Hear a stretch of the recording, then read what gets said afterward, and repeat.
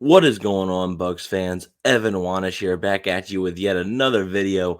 And today we are going to be getting back into our position group previews.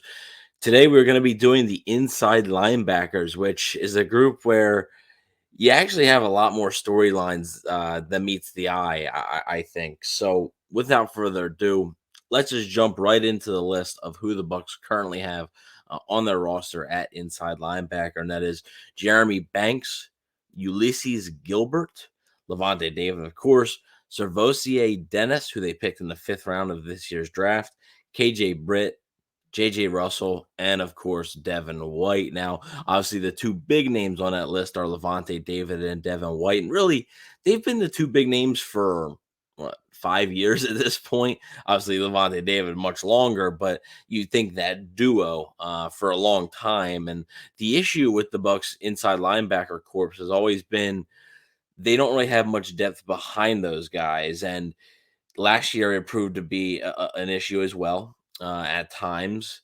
Kevin Minter in previous years, he wasn't on the team last year, but Kevin Minter in previous years filled in okay, but they weren't able to replicate that last season, and it really hurts them. Their lack of depth there. Hopefully, a guy like Servosier Dennis could step up in that role, but I know a lot of people are gonna want to talk about this, so let's get it out of the way right now. Of course, Devin White in the news a lot this past offseason with the trade request after the Bucks and him could not come to a contract extension.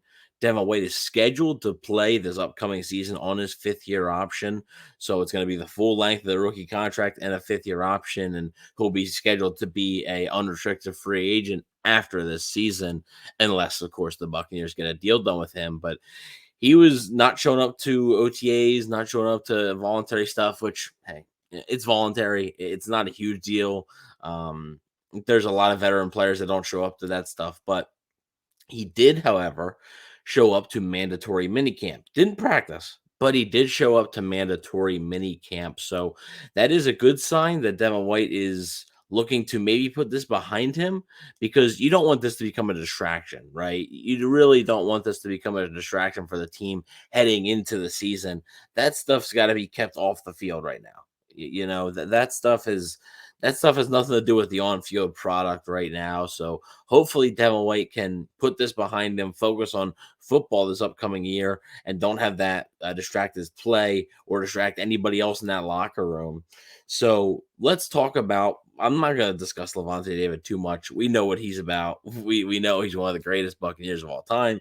I want to talk about what's behind him though, and I want to talk about Servosier Dennis a little bit more. I want to talk about KJ Britt.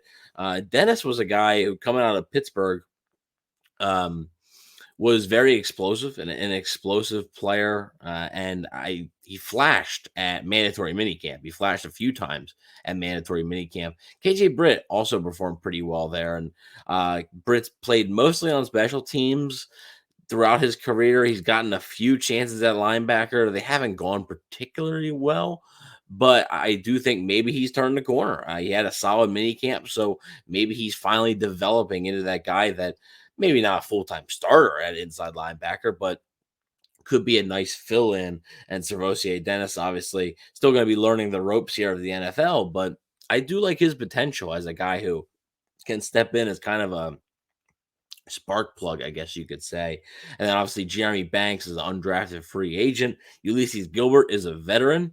JJ Russell's also been on the team for a little bit. Another guy, sort of like Britt's, played mostly special teams when he's gotten on the field.